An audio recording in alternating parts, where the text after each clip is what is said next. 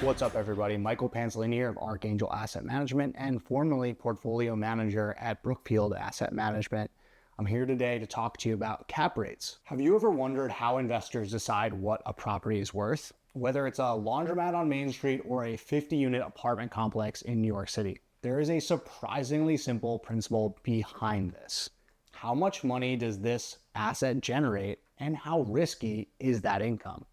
In today's video, we're going to demystify one of the most fundamental and misunderstood concepts in real estate investing, the cap rate.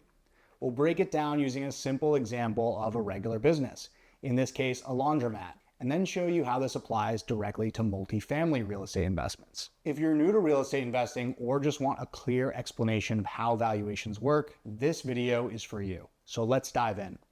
For starters, there are two important metrics to understand prior to discussing cap rates. The first is NOI and the second is income multiple. Let's start with NOI, what it is and how it's calculated. NOI stands for net operating income. It's a core metric in real estate and business valuation, and it reflects how much income a property or business generates after operating expenses are paid, but before financing costs, depreciation, and capital expenditures. In real estate, NOI includes all recurring income such as rent from tenants, expense reimbursements like utility pass-throughs to tenants, and then amenity fees, late fees, pet fees, or other charges on the revenue side.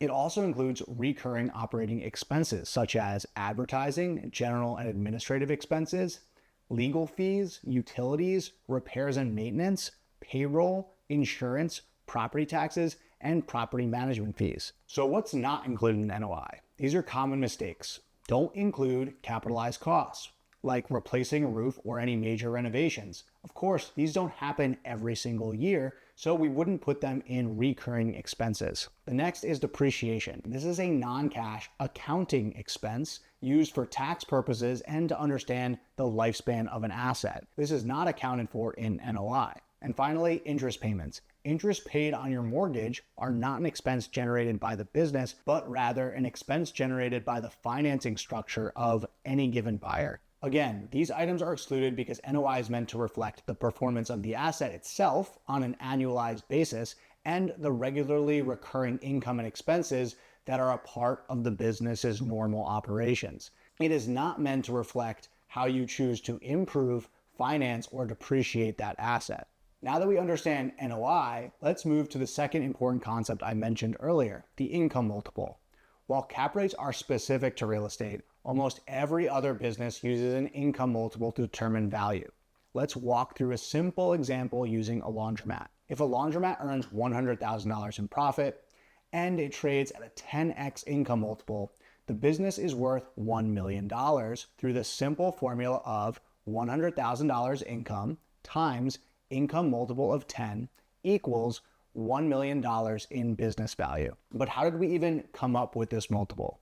Like most investments, it all comes down to risk. The riskier the income stream, the lower the multiple, and the lower the value. The less risky the income stream, the higher the multiple, and the higher the value. More risk equals lower multiple. Less risk equals higher multiple. So what makes a business, or in this case, a laundromat, more or less risky? Let's look at all the individual factors. The first is market and location. Is this laundromat in a thriving neighborhood or a declining one? Is population increasing or decreasing? How wealthy are my potential customers? Are there plenty of jobs in the area? The next is quality and CapEx requirements. When we buy this laundromat, how much cash do we need to spend on improving the business's equipment or infrastructure? The next is competition. Are there barriers to entry? What is the ability for someone else to build a similar business right next door and hurt my income? Demand. Is the business well known? Are there customers coming through the door who want our product or service? Scalability. Is this business near my existing operations, or do I see this market as one that warrants additional scale through either additional development or strategic acquisitions of similar assets nearby? So we come to the income multiple by taking all of these risk factors into account and either putting a premium on our multiple for positive headwinds, which increases our multiple, or discounting the multiple based on perceived negative risks decreasing that multiple. Okay, so I know what you're thinking. That sounds great, but where do we even start? That's a great question. And the answer is we would start from a benchmark. In this case, our benchmark will be market comps. So what have other laundromats in the local area been bought or sold for? What were their prices and what was their income? Let's divide the price by the income to arrive back at our benchmark multiple for this market. Say we get an average income in the area of X and an average price in the area of Y. Let's divide Y, the average price, by X, our average income, to come to our market comp income multiple of 8. So let's start from an 8x multiple as our benchmark for local laundromats. Using the factors we previously discussed, location, quality, competition, demand, and scalability, are those laundromats more or less risky than the one I am buying? Let's go through each individually. Location. Let's say that the laundromat is located in a great submarket, a highly affluent town with a lot of foot traffic. The town is growing in population and people love living there because there are great schools and good jobs.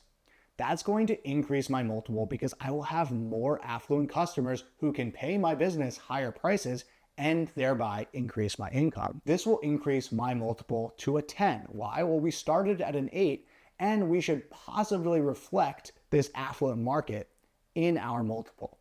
So we're now at a 10x. Let's move on to quality and CapEx. Let's say the age of the equipment is very old and deteriorating. So we will have to spend some upfront capital to replace that equipment, or they will have to be serviced more regularly, which in the case of laundromats could contribute to a loss of income in the time that those washing machines and dryers are non-operational. This is going to increase my risk and therefore decrease my multiple. So let's bring that multiple back down to 8 to reflect the increased risk of the additional CapEx or repairs and maintenance we'll need to do. Next is demand. Let's say that demand appears to be super low in this laundromat, but nearby laundromat demand is very high. We do a quick diagnosis and we find that it's actually because of a lack of marketing or physical signage and the perceived quality of the product because the last owner really hasn't taken care of the property. Therefore, the foot traffic isn't great. While this is seen as a potential downside, it's also a quick fix that we can implement as savvy business owners.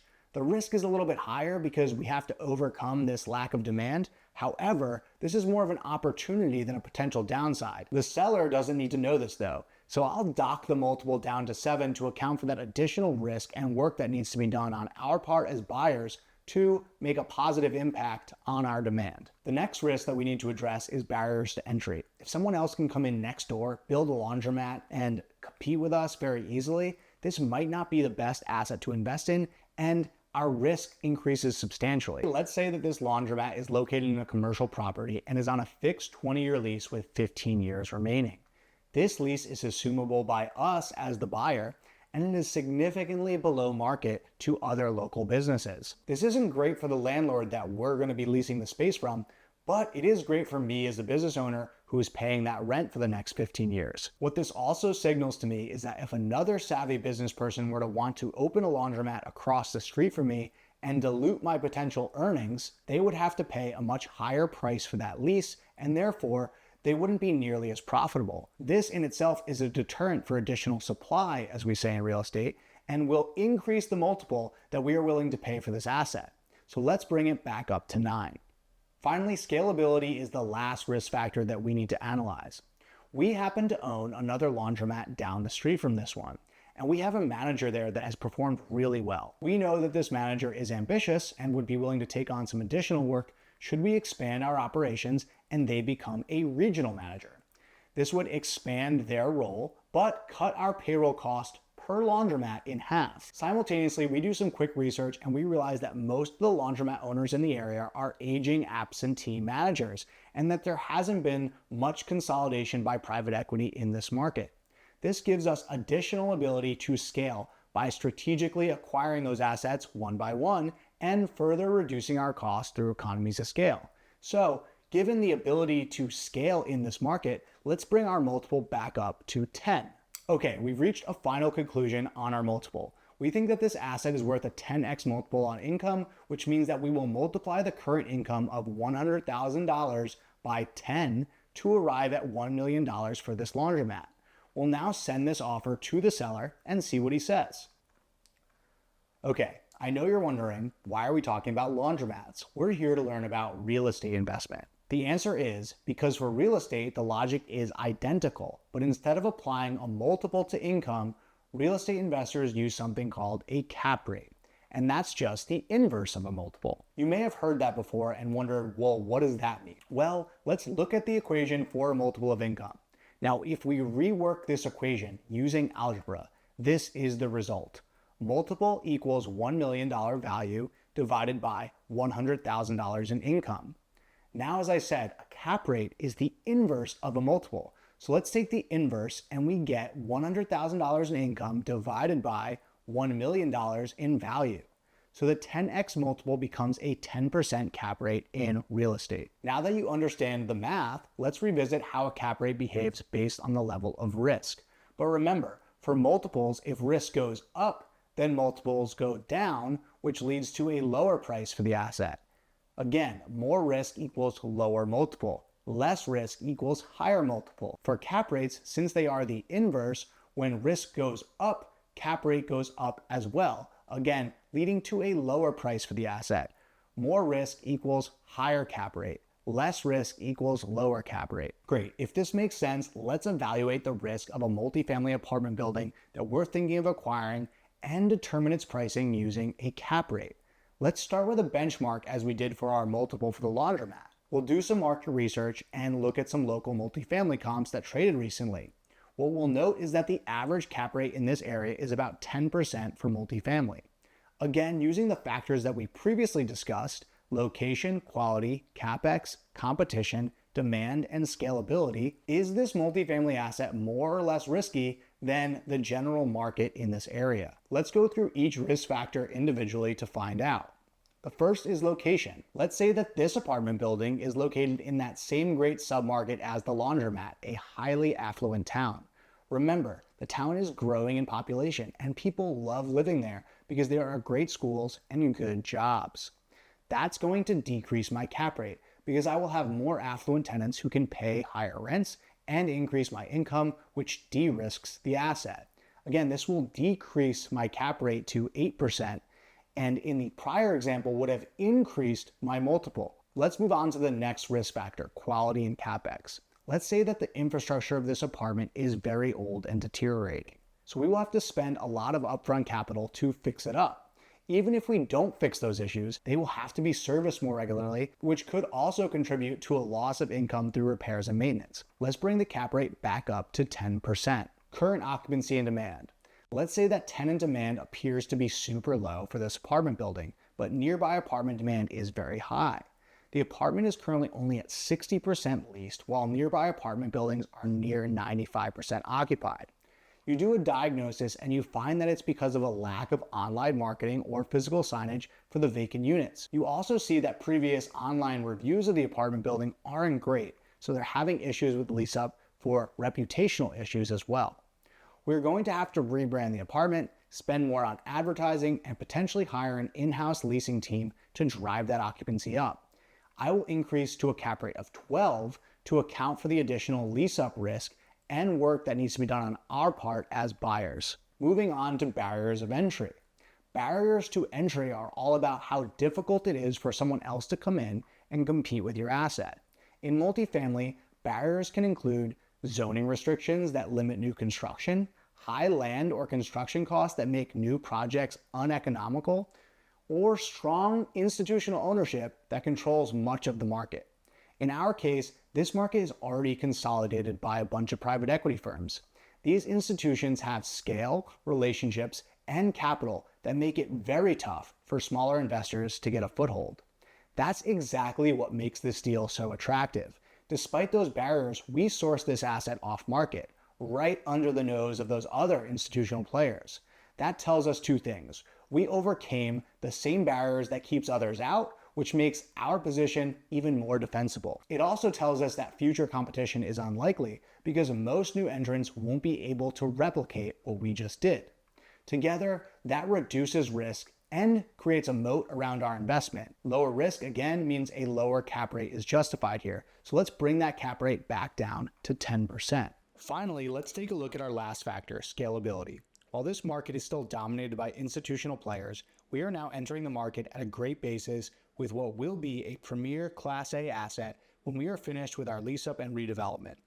We will be building teams to handle the refurb, hiring staff to handle property management, and putting together a leasing team to handle lease up, turnover, and revenue management. These verticals within our business can be scaled up or down, and again, our economies of scale will allow us to slightly overpay for assets going forward and even compete with the existing institutions that exist in this market. Given this potential for growth which de-risks this asset, we are willing to pay a higher price and therefore can reduce our cap rate back down to 10%. So what does all of this mean? Whether you're analyzing a laundromat, an apartment building, or any other income-producing asset, the principles are the same. Start with NOI. Know what the property actually earns after expenses. Next, understand the multiple or the cap rate, the market's way of pricing income streams based on risk. Then adjust for risk factors like location, quality, demand, competition, and scalability. By breaking it down this way, you take something that feels complex, property valuation, and you make it fairly straightforward, logical, and repeatable. At the end of the day, cap rates are simply a reflection of risk and return. More risk means a higher cap rate and a lower value. Less risk means a lower cap rate and a higher value. And that's why mastering NOI and cap rates is one of the most powerful tools in the real estate investor's toolkit. Thank you so much for watching this video. Keep learning, keep growing, and I'll see you in the next one.